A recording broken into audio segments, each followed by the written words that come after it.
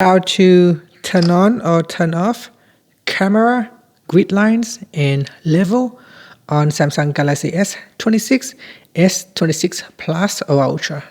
First, tap on the home button to return back to the home screen. Then open up the camera app. Here, tap on the control button and then tap on the settings icon. In camera settings, we then scroll down. And in here, tap on composition guide, tap on the left hand side panel.